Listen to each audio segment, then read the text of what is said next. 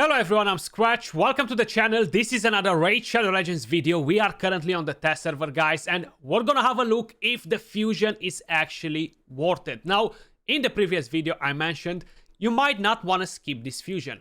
It might be a must-do depending on what nukers you have on your account, and I think I was a bit too optimistic, thinking that they will give the champion good multipliers, the partner is gonna be good, and they're gonna be another strong couple for arena. And some of these things are kind of like a letdown, so we're gonna revisit and see if I was actually really wrong about saying that some of you guys might not want to skip this fusion.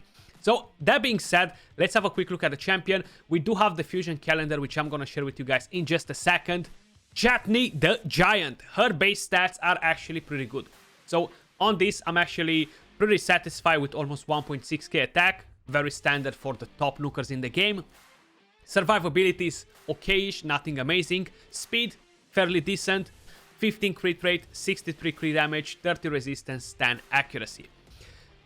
Fairly good on there. Now, when we are talking about skills, and you see the damage, right? So we are getting 10% extra damage on the A1 from books, 20% extra damage from books on the A2, and 20% on the A3.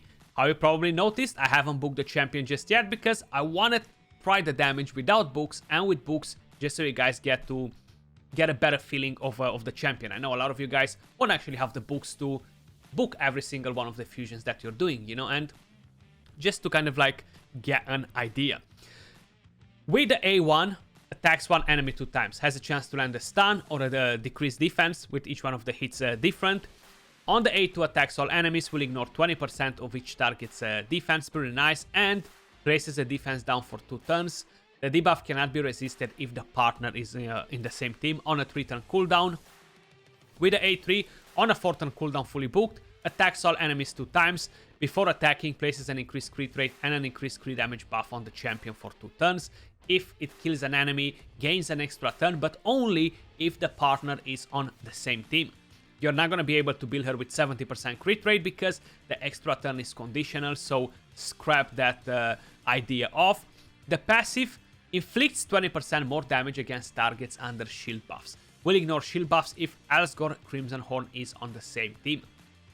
At the moment, shield meta is at the peak in arena. Bolster sets are everywhere. So having a champion that will actually deal extra damage on them is great. Now, if you bring in both of the champions, she's gonna ignore the shield, which again is pretty nice. The affinity is good on the champion. Now, when we are talking about multipliers, that's the one thing that I'm not very excited for, and let me just quickly take a screenshot and bring them out of my Discord so you guys can see them as well. So the multipliers on Jetni the Giant, there we go. I'm gonna try to scroll a bit in so you guys can see it. Not sure why this Windows 11 is so freaking bad. I hate it with passion. I know hate is a strong word, but Windows 11, man, I hate you with passion. So right here, we have on the A1 a 1.9 attack. On the A2, which ignores defense, is a 3.8 attack. On the A3, again a double hit, is a 1.9 attack. Kind of like equaling a 3.8 across the entire kit, except the fact that you are getting more damage from some of the skills by booking the champion, and of course the A2 ignores defense. If you have the passive on, which you will, you're gonna deal 20% more damage against targets with shield, which is pretty good. 20% is not something to mess around with. For example, if we're gonna compare this champion with Errol. Errol was a champion that recently got a buff, so he ignores some defense as well with the A2, attacks all enemies 2 times, 30% chance of inflicting a critical hit, so you can build him with 70% crit rate. That's the benefit of using Errol. Each hit will ignore 15% of the target's defense. So basically, you're gonna attack twice with the same with this skill instead of once. In terms of multipliers, are gonna be pretty similar. You will ignore 15% of the target's defense with each hit. So it's kind of like a very similar thing. Like, honestly, it's gonna be barely any sort of difference whatsoever in between the champions. Now, Errol has a different base attack, right? He has 1674, which puts him a bit higher than Jetni. Errol doesn't deal more damage against targets with shield, so that brings him a bit down and kind of like levels up the field, you know. So if you got the feel of Errol, you've got an Errol on your account, you've got different nukers, you might not want to do the fusion. Like, honestly, it really depends what champions you have available on your account and if you really need another nuker. For PvE, she's not gonna be that amazing. Yes, defense down and melt some waves. She's gonna deal some serious damage on waves, but that's about it. Let's quickly have a look at the fusion calendar. See if it's actually worth it. So when we are talking about fragment fusions, it is much easier to get them compared to the classic fusions, just for the simple fact that you don't need potions, you don't need to level up champions and all these things, okay? It's not easy to do the fusion, but it's easier than the other one. And the good part about this is that if my math is right, you're gonna be able to skip the champion chase tournament and have enough by completing the summon rush instead. Or you can skip the summon rush, do the champion chase tournament and win one of the tournaments. The dragon, the classic arena one, the fire knight, the ice golem, if you are able to win that. But that's not guaranteed, so you might not want to count on it, you know. You're going to be able to see pretty much everything about it. As usual, this is posted in my Discord as well, guys, in the announcements. So if you haven't joined my Discord, the link is in the description down below. But that being said, let's quickly check the build. So I have her on a lethal and a cruel. I haven't went all in with the stats, guys, because, how I mentioned, she is a fairly decent nuker, but I don't think she's going to be at the very top of the food chain. You know, she's not going to be that champion. Total stats, 6.7k attack, 100% crit rate, 253 crit damage, 181 speed. That's pretty much everything that matters. We have 166 accuracy, but we are not counting on her to land the debuffs, basically.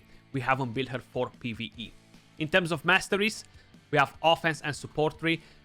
I got a bit of extra accuracy because why not? It's gonna help us in Faction Wars. So let's just say I'm gonna use this champion in Faction Wars. I'm gonna use her in Arena. This amount of accuracy will be more than enough for Faction Wars to work on the waves. Not on the boss, but on the waves, you know. Helm Smasher as tier 6, and the rest pretty typical for a nuker, of course. We got Shield Breaker, which will give us 25% extra damage on targets with shield. With the passive, that should add a pretty nice extra damage. In terms of blessings, guys, I would probably suggest you to go with Soul Reap. I don't think there's anything else that will work better than this on her. Definitely not at the moment. I don't have her awakened, of course, so that's not really gonna work. I don't have her booked, but you know what? Let's take her in for a spin. Dragon 23, that's where we're testing the damage dealers and see what we're getting out of the champion. Jetni doesn't have an aura, guys, so we won't be benefiting from an attack aura or anything like this in any of the content. We're gonna take her in for a spin, see what sort of damage we're getting out of her. Remember, she's not booked just yet. We're gonna come back once we're gonna book her. Usually when I'm bringing champions on this stage to test nukers, they have around 1k more attack than her and roughly around 20, 30, 40 more crit damage. So I'm curious to see the animations and of course see the damage. Let's start with this skill which ignores the defense. Nice animation. 166k. The damage is actually pretty impressive considering that I don't have books on her, right? And the enemy doesn't have a shield. That gives us 20% more damage. And we don't have the crazy stats that I normally have on the other nukers, you know? So I'm actually happy with the damage. Funny enough, the multipliers don't show it, but the damage is not too bad from it, you know? But the thing is, she's just damage. Yes, you're gonna get defense down and all the rest of the things for PvE. For PvP, you don't really want them on unless you're progressing through Arena. A2, let's see the animation. Okay, nice. That's a cool animation. That's a cool animation. Just slam it, slam it. I just feel like he's not matching the axe and the animation. That's kind of like my opinion on it. Damage-wise, without books, I'm actually very, very impressed. I'm not gonna lie about that.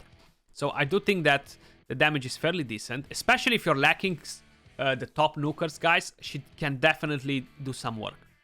She can definitely do some work. Let's see the A1. Nice, we landed the stun, 46k and 40 plus something. Decent. Let's book the champion. Let's book the champion and see what we are getting out of her after. Okay, Jetni, where are you hiding? I can't see you. There you go. Arbiter, you're missing gear. Oh no. Guys, I'm on the test server. That's why I have so many books. So don't get too excited, okay? Don't get too excited. This is the test server. 12 books. I can't remember how many she needs in total. 12 or 13. 12 books in total. So she is fully booked now. We got 20% more damage. 20% more damage. And we got 10% more damage on the A1. Let's go back. Let's go back. If she's gonna one-shot, I was right. She's definitely worth fusing for a lot of you guys out there that don't have Baron, Georgit, Taras. 100%. Let's see. Okay, so somebody got resisted. That's fine. Oof, pretty nice. 195k. The damage is definitely not bad, man. The damage is not bad. But again, I do think having a 4-point multiplier would have been better. It might be something fixed on my brain, guys, where I want to see 4-point plus, not below that in terms of multipliers. But yeah, I feel like if the A3 would grant the extra turn regardless, that would be great, you know, that would be great. So let's just do actually another thing. Let me bring in the partner for a second. So we got the partner in here. We're going to be able to land the defense down now, unresistible with him. So even if I'm not using it with Venus, of course, the damage is not going to be as great because it's not like she attacks or anything like that before. Okay, we landed the block damage. Let's do that. He's an interesting partner, but I don't think it's gonna be that OP. So let's start with this skill again because we want to kill an enemy with the other one guaranteed. Nice, nice. So almost 200k damage. If I would give her the regular stats that I would give to a nuker when I'm testing them here, she would definitely one-shot this. Just ignore defense, guys. It's so freaking powerful. That's why it's so essential to have it in the kit at the moment on your champions, you know, for the current meta. It's just so important. Okay, then she's gonna grant the extra turn right now because she has the partner in. Bang, bang, extra turn, decrease cooldown by the looks of it. But of course we kill the wave, so that doesn't matter. It's pretty hard to put your hand on both of the champions, to use them together, unless they're gonna make him a guaranteed. But even like that, it's gonna be pretty hard. Moving over to Arena. That's where we wanna see how powerful she is, right? That's the main thing that we care about because she is basically a nuker. Yes, you can use that defense down on waves, you can use that defense down on a faction wars, but hey, there's so many other champions that do defense down that it's kind of like irrelevant to do a fusion just because you want to have a defense down AoE, unless of course you just started the game and you are looking to get one. We want to see if she actually brings in some decent damage. Now she is Spirit Affinity, she will be weak Affinity against Magic. We have Brogni right here, we have Elva, but we're gonna give it a go and see how it plays out. We can bring in a defense down champion that strips buffs, but I don't want to do that just yet. I want to encounter some teams with shields and see how well she actually performs in there. So let's see what we're gonna do here. Lock them, zip it, and ship it basically. Put them to sleep, give me that increased attack. Look how many buffs we already have on. They have a shield, right? So we can potentially get weak hits if they have reaction. We can get weak hits because of the affinity, so non-crit hits with the reaction. Sorry, not weak hits. Let's start with the A2. 157k hit. Seems like that was reaction, and that's Stone Skin. So we didn't start it that good on the team here. We only smashed one of the champions, which is fine. Hopefully we're gonna rotate the skill fast enough. Let's try to kill him before he recovers to put a block damage on. We don't want that from the champion. We can actually do it at faster speeds. A1, 22k, 33k, so decentish there. And now we can use the A3. So right now we can use this. We buff, increase crit rate, increase crit damage. I do have increased attack, so let's see the damage. Double hit, 27. We almost killed Brogni. We smashed her partner. But hey, weak hits against Magic are gonna happen pretty much all the time. And Every nuker that is not Void Affinity has a weakness against other affinities. Like Candlephone is weak against Duchess and the rest. And you know how it goes. Like, it's a constant thing. Rotos, weak against Force, etc, etc. Here we go again. Here we go again. We have increased attack. We have increased crit damage too now. Oof. Bang. Go down, baby. Fairly decent. 396k damage. Let's try to find a different team. This one right here has a Mountain King. Most probably is going to be in a shield. So I want to check that out. And we do have some other champions in there too. We have a Duchess. We have a UDK. We have a Lydia. Yeah, we have a shield. Okay, so it's not a bolster. I cannot bring a Madame Series in here. And I think that Duchess just got resisted, if I'm not mistaken. Okay. Let me see the damage. Let me see the damage. Okay. We're gonna start with this. Hopefully we're not gonna hit reaction, because that's pretty nasty when we do it. 62k, 107k on that MK. So we haven't actually managed to one-shot that Duchess. I don't know why, actually. I really don't know why. Like, we got the 20% extra damage from the shield that we have with the passive. Maybe Harm Smasher didn't proc. That might be an issue. And yeah, the damage feels decent. We didn't hit on reaction though, so that's a thing. And of course, we haven't ignored the shield, so that's another thing that adds on to the whole situation. Yes, we are dealing extra damage against targets with shield, but we're not ignoring the shield. So we still gotta keep in mind that the shield is there, and if it's a very big shield, yes, we're not gonna be able to one-shot them actually.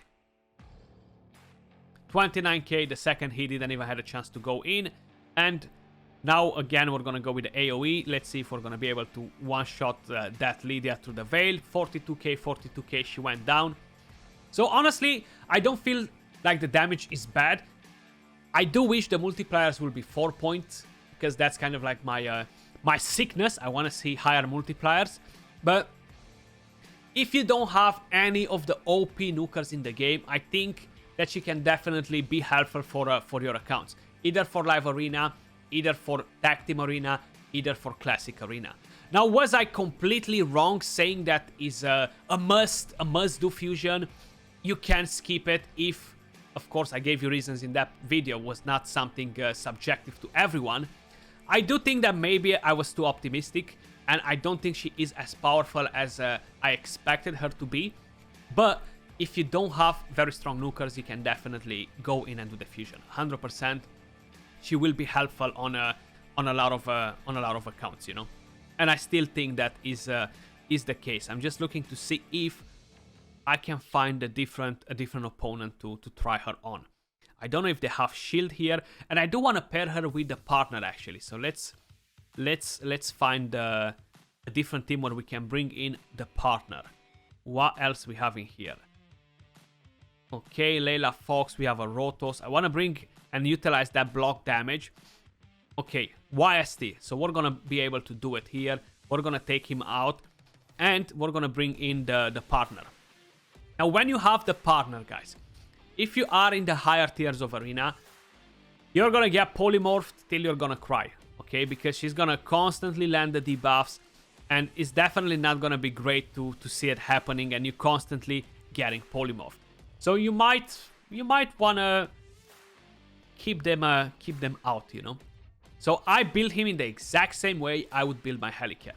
Bang, I'm bringing in the block damage. My team is safe now. I'm not going to get wrecked by the opponent. I have the increased attack, and they can do pretty much whatever they want, you know? So I just wanted to show you kind of like an option of what you could do like that. Fairly decent damage. You see, we land the defense down on them. They can't really do much about it. Now, when we are going to kill an enemy, we're actually going to gain an extra turn. I don't want to use any other skill on the partner. I just want to stick with a basic skill so she can actually use her skills and bring her true potential to life, basically, you know. A1 here again. There we go. So even if we don't kill that Duchess with the A3 now, we're going to gain an extra turn. You see? And now we can actually clean up. But this only works if you have the partner in the same team.